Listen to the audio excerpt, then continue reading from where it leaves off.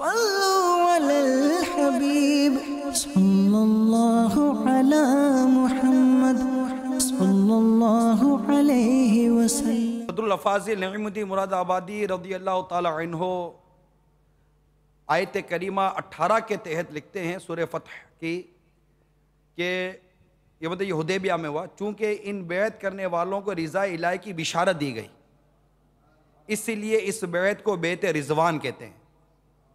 اس بیعت کا سبب باسباب ظاہر یہ پیش آیا کہ سید عالم صلی اللہ تعالیٰ علیہ وسلم نے حدیبیہ سے حضرت عثمان غنی رضی اللہ تعالیٰ عنہ کو اشراف قریش کے پاس مکہ مکرمہ بھیجا کہ انہیں خبر دیں کہ آقا مدینہ صلی اللہ تعالیٰ علیہ وسلم بیت اللہ کی زیارت کے لیے بقصد عمرہ تشریف لائے ہیں، آپ کا ارادہ جنگ کا نہیں ہے، اور یہ بھی فرما دیا تھا کہ جو کمزور مسلمان وہاں ہیں انہیں اطمینان دلا دیں کہ مکہ مکرمہ عین قریب فتح ہوگا اور اللہ تعالیٰ اپنے دین کو غالب فرمائے گا۔ قریش اس بات پر متفق رہے کہ سرکار صلی اللہ تعالیٰ وسلم اس سال تو تشریف نہ لائیں، اور حضرت عثمان رضی اللہ تعالیٰ عنہ سے کہا کہ اگر آپ کعبہ معظمہ کا طواف کرنا چاہیں تو کریں۔ وہ ان کا ذہن آقا کے ساتھ چل کا تھا۔ حضرت عثمان غنی رضی اللہ تعالیٰ عنہ نے فرمایا کہ ایسا نہیں ہو سکتا کہ میں بغیر رسول کریم صلی اللہ علیہ وسلم کے طواف کروں۔ یہاں مسلمانوں نے کہا کہ عثمان غنی رضی اللہ تعالیٰ عنہ بڑے خوش نصیب ہیں جو کعبہ معظمہ پہنچے اور طواف سے مشرف ہوئے۔ حضور صلی اللہ علیہ وسلم نے فرمایا میں جانتا ہوں کہ وہ ہمارے بغیر طواف نہ کریں گے۔ کیا اس اعتماد پر ہماری جانیں قربان، اس اعتماد پر ہماری جانیں قربان، کہ جو اعتماد آقا صلی اللہ علیہ وسلم کو اپنے اس صحابی عثمان غنی رضی اللہ تعالیٰ عنہ پر تھا۔ حضرت عثمان غنی رضی اللہ تعالیٰ عنہ نے مکہ مکرمہ کے ضعیف مسلمانوں کو حسب حکم فتح کی بشارت بھی پہنچائی۔ پھر قریش نے حضرت عثمان غنی رضی اللہ عنہ کو روک لیا۔ یہاں یہ خبر مشہور ہو گئی کہ حضرت عثمان غنی رضی اللہ تعالیٰ عنہ شہید کر دیے گئے۔ اس پر مسلمانوں کو بہت جوش آیا اور رسول اکرم صلی اللہ علیہ وسلم نے صحابہ سے کفار کے مقابل یاد پر ثابت رہنے پر بیعت لی۔ یہ بیعت ایک بڑے خاردار درخت کے نیچے ہوئی جس کو عرب میں سمرہ کہتے ہیں۔ حضور صلی اللہ تعالی وسلم نے اپنا بایاں دست مبارک دہانے دست اقدس میں لیا اور فرمایا کہ یہ عثمان کی بیعت ہے، اور فرمایا یا رب عثمان تیرے اور تیرے رسول کے کام میں ہیں۔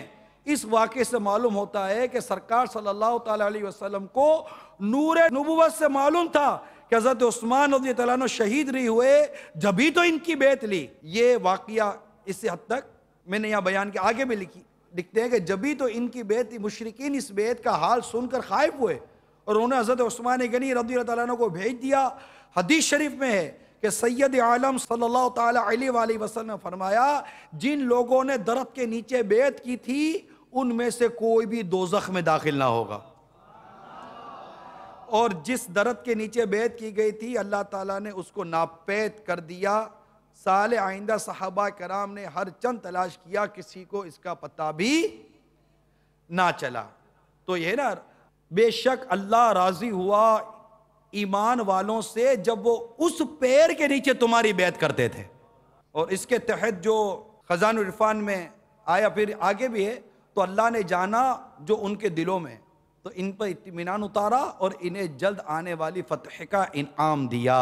تو یہ بیعت جس کا ذکر سورہ فتح میں آیت نمبر 10 میں بھی اس کا مضمون موجود ہے اور آیت نمبر 18 میں بھی اس کا مضمون موجود ہے، اور اسی بیعت کی طرف اشارہ امیر اہل سنت اپنے شعر میں کر رہے ہیں۔ نبی نے تیرے بدلے بیعت رضوان کی بیعت، نبی نے تیرے بدلے بیعت رضوان کی بیعت، کہا قرآن نے دستے نبی کو دستے یزدانی، کہا قرآن نے دستے نبی کو دستے یزدانی۔ یعنی یہاں آپ نے جو قرآن پاک کی آیتیں وغیرہ اور اس کا خلاصہ جو سنا، تفسیر جو سنی، اس میں اگر آپ غور کریں تو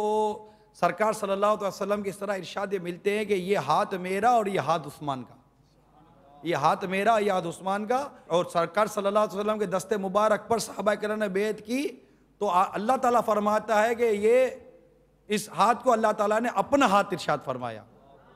مطلب یہ ایک، اب اس کی جو تفسیر ہے وہ ابھی آپ نے سنی، تو یہ ہاتھ نہیں ہے اس سے مراد. اس پورے مضمون کو الحمدللہ امیر سنت نے اپنے ایک شعر میں بند کر دیا. پورا ایک 2 مصرے کا ایک شعر بنا. اور یہ شاعری میں یہ چیز ہوتی ہے کہ 2 لائنیں لکھی جاتی ہیں اور پورا واقعہ بیان کر دیا جاتا ہے. یہ 2 لائنیں لکھی گئیں اور اس میں تاریخ اسلام کا پورا واقعہ بیان کر دیا گیا کہ یہ بیعت رضوان کیا تھی. آگے امیر سنت بیان کرتے ہیں. تم ہی کو جامع قرآن کا حق نے دیا منصب، تم ہی کو جامع قرآن کا حق نے دیا منصب، جمع قرآن کر کے کی عطا امت کو آسانی، جمع قرآن کو کر کے کی عطا امت کو آسانی، جمع قرآن کو کر کے کی عطا امت کو آسانی. عطا ہو فیض عثمانی مولا، عطا ہو فیض عثمانی، عطا ہو فیض عثمانی، عطا ہو فیض عثمانی. خدا بھی اور نبی بھی، خود علی بھی اس سے ہے ناراض، خدا بھی اور نبی بھی، خود علی بھی اس سے ہے ناراض. عدو ان کا اٹھائے گا قیامت میں پریشانی، عدو ان کا اٹھائے گا قیامت میں پریشانی، عدو ان کا اٹھائے گا قیامت میں پریشانی. عداوت اور کینہ ان سے جو رکھتا ہے سینے میں، عداوت اور کینہ ان سے جو رکھتا ہے سینے میں، وہی بدبخت ہے ملعون ہے مردود شیطانی، وہی بدبخت ہے ملعون ہے مردود شیطانی، وہی بدبخت ہے ملعون ہے مردود شیطانی.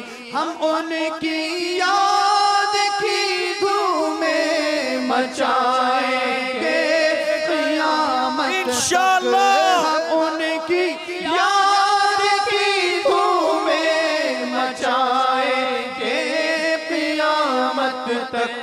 پڑے ہو جائیں جل کر خاک سب اعدائے عثمانی، پڑے ہو جائیں جل کر خاک سب اعدائے عثمانی، پڑے ہو جائیں جل کر خاک سب اعدائے عثمانی.